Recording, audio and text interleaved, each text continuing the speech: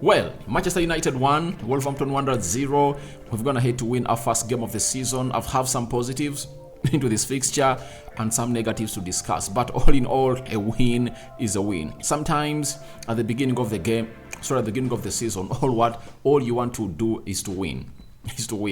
Rafael Varane in the 76th minute, capitalizing onto that ball that was given to him by Aaron Wan-Bissaka, and he headed it home to make it 1-0 for Man United.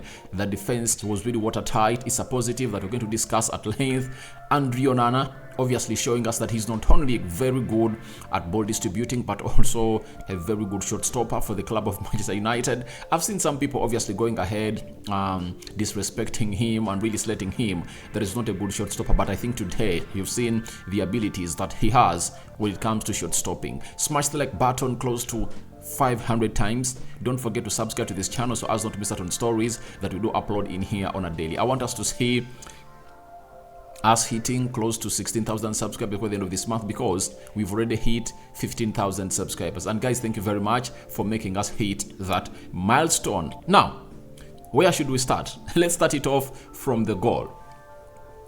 By the time the goal came in through, United had no clear-cut chance to obviously kill off the game. From the first half to the second half, we never had clear-cut chances. Do you know why we never had clear-cut chances? It's because of lack of composure in the final third. That is it. Every person who got hold of the ball was really selfish. Anthony was selfish. Garnacho was selfish. Rashford was selfish. Mason Mount, oh my God, that shot number is really going to be so heavy on his shoulders, not until he makes things that he has to be doing into that shot number. The composure was very bad throughout the entire game. It was not until Jadon Sancho came in through and obviously gave us a spark, and he saw to it that he was composed, getting that ball, knowing that I'm 100% sure I'm going to let things happen, magic will happen, and I'm not going to go on and obviously take it to where it is not deserved. And he saw to it that everything changed when Jadon Sancho really came on through. Now, the other positive I want to talk about is keeping a clean sheet. Remember, last season, David De Gea went ahead to keep 17 clean sheets. And out of the 17 clean sheets, 10 of those were kept at Old Trafford. And it's a very huge boast for Onana to keep a clean sheet on his Old Trafford debut in the Premier League. Do you know why? It is going to obviously reduce on the pressure he's really having. You know, there is Team David De Gea. I love David De Gea, but you cannot stop change. You cannot stop change. When change comes in through, you have to embrace it. And Onana has gone ahead to keep a clean sheet. And that clean sheet is not about the watertight defense. I understand Luke Shaw has played very well. Varane has played very well. Lindelof played very well. Bissaka played very well.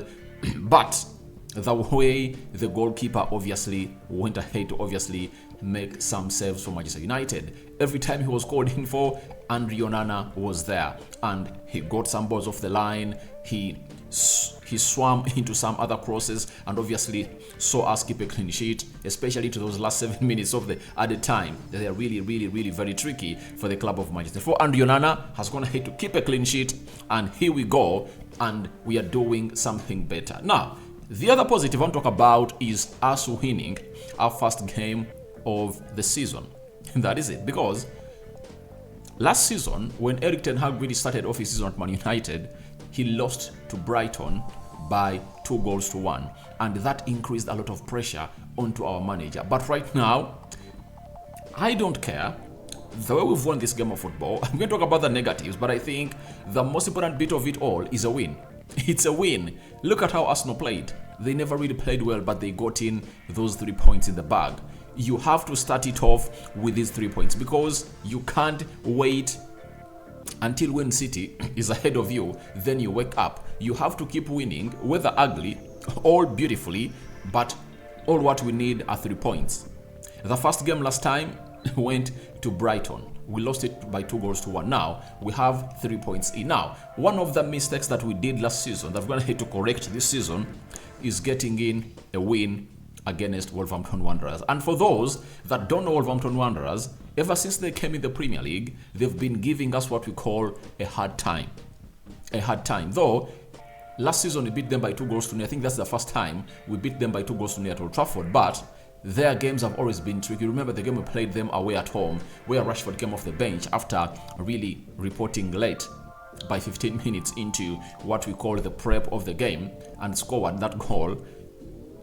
We won it by 1-0, but we never obviously scored more. So teams that we're going to hate to play and not score very many goals has been a side known as Wolverhampton Wanderers. But my big call goes to one player that needs to up his game. First and foremost, Mason Mount. As things stand, he was a passenger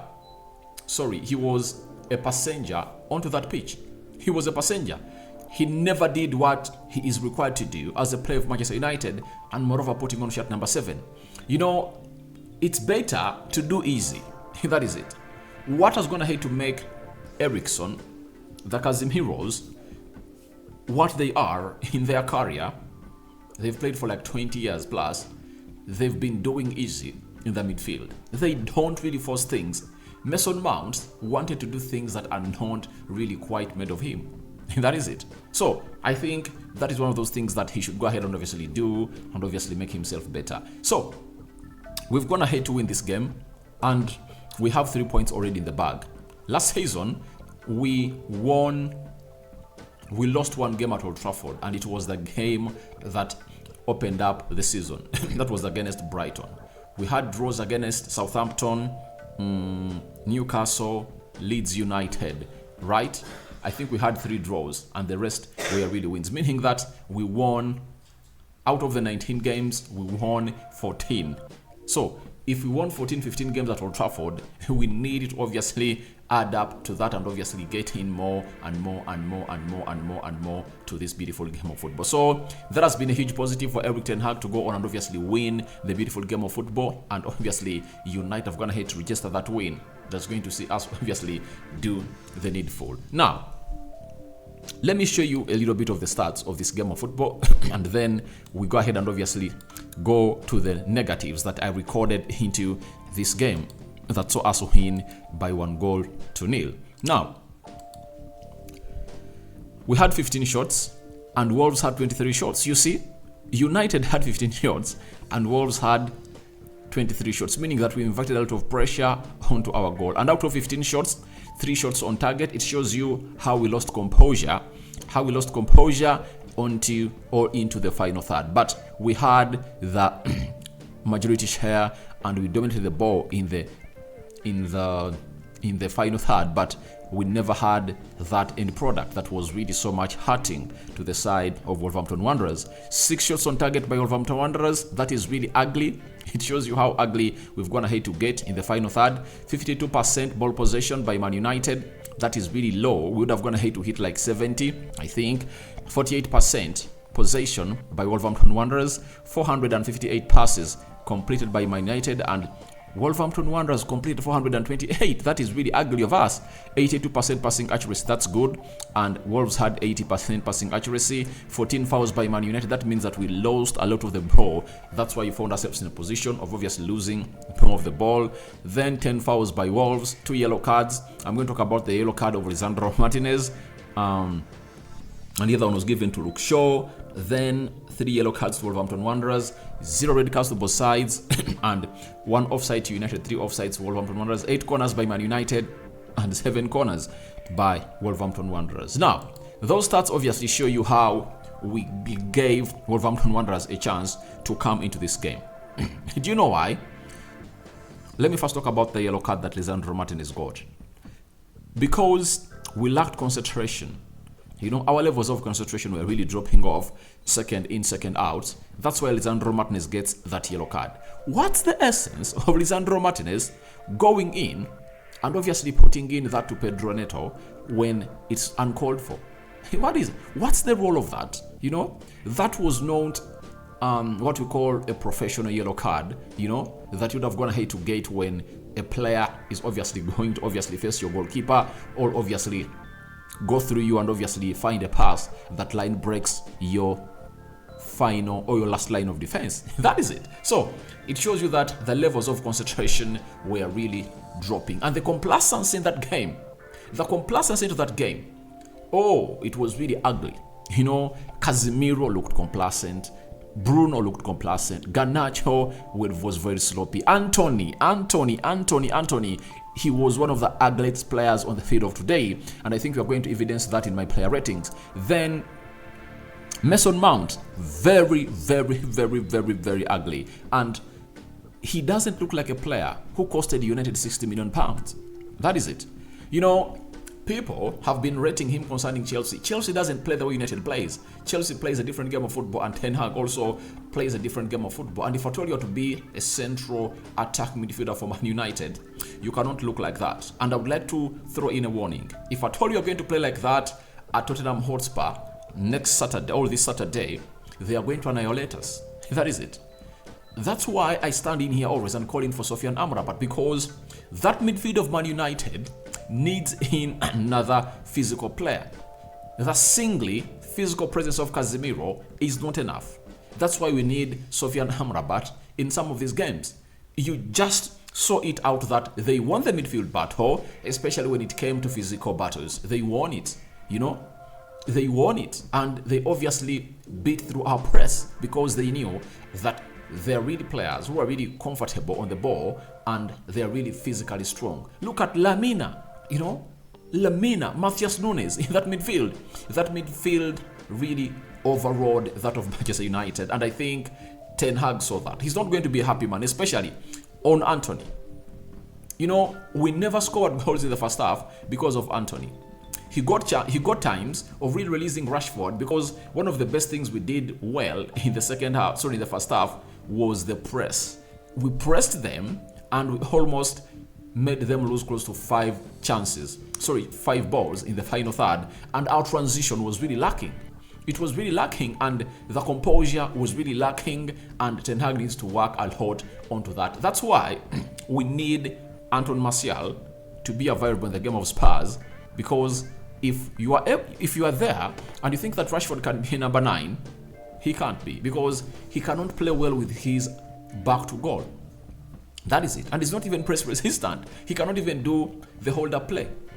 That is it. So I anticipate that we need Rasmus Højlund as soon as possible. Anton Martial is back. That's good news, but we need him to be 100% fit. And we need Sofyan Amrabat onto that team. He's needed, and he's badly needed, because if we don't get him, it's really going to be ugly in our season. We are going to win games, we'll be in the top 4, but we are not going to compete for the title. As I told you, the most important signing for Man United this season is supposed to be Sofyan Amrabat, or a CDM that plays in the Casemiro role or can share that role with Casemiro in a double pivot. I saw Spurs really play against Brentford. They really have a very good spark, and if at all we are ready to play like that, Mason Mount style, Bruno Fernandes and Casemiro, we are not going to compete. If you are to compete, another CDM has to be brought into that midfield. When I saw Scott McTominay work up, I just say, what is this guy still doing at Manchester United? You know, it's too late for him to be here. He should be sold, you know, and we bring in another midfielder altogether. That is it. Now, the substitutions that Erik Ten Hag delayed to make also costed us. Why did he have to make the first substitution set when we are just 19 minutes to the end of the game? That was really ugly. That's why you saw to it that when Sancho and Eriksen came into that midfield, obviously we got a goal because we had 2 players who are really so much comfortable with the ball at their feet, and they did the needful. That is it. But when you look at what we are playing like before they came on, we are really playing sluggishly. But Ten Hag took long to bring them on. I thought that around the hour mark, that's when I was going to bring in his substitutions, because Mount was playing badly, Anthony was playing badly, Garnacho was playing badly, you know, and I don't know in what spirit he took Marcus Rashford off on that field of play, because when you have Marcus Rashford still leading the line, you at least know that he is really a threat and is going to lead that line. But he went ahead to leave Sancho to play as a false number 9, Bruno left winger, Pelestri right winger, and we invited pressure in our own box, and we are at Old Trafford, you know. Yet, if you leave Rashford there, you anticipate that everything is going to go on and really be played very well in the favor of Manchester United. So to me, I believe there are lots of things that we learned in this game, but the beauty of it all is that we've gone ahead to win this beautiful game of football. Let's see where we rank in as far as the table standings are concerned. And this is the table of the Premier League. United has gone ahead to play one game and we are placed 7th, 3 points. And we are 7 teams that have 3 points, and we've gone ahead to play one game, clean sheet kept, and obviously we've seen ourselves really doing the needful. Now, that is the table. Man City on top, Brighton, Newcastle on top, Brighton, Man City, Arsenal, Crystal Palace, Fulham. All those 3 teams are really ahead of Manchester United, and we're having a very critical game against Tottenham Hotspur over the weekend. But there's been a call of Onana that it was a penalty. I really don't see how that counts as a penalty. And I'm asking myself, where on earth do these people watch the game of football from? Because if it was a penalty, what do you expect Onana to do when he goes in air with his hands? And when is a goalkeeper protected? That is it. I know he missed out on the flight of the ball, but how would you want to hang in there with his hands? So to me, I don't see that as a penalty. Yet, I believe there was a penalty call at the beginning of the half when Aaron Bissaka really crossed a very good ball to the left back post. Rashford headed it and it struck the hand of Semedo. That is it. So guys, your reactions are welcome in the comment section below. That's what I had to say about this game of football. 1-0. Man United wins, though I really predicted a 3-0, but obviously so to it that chances were there, but we lacked composure into this game. The end product of Garnacho, Rashford, and Anthony was really ugly on the day. I cover you all in the precious blood of Jesus Christ. May the living true God protect you abundantly. My Muslim viewers and subscribers, Barak Lau Fikim, but congratulations to Man United. We are Manchester United. I'm out.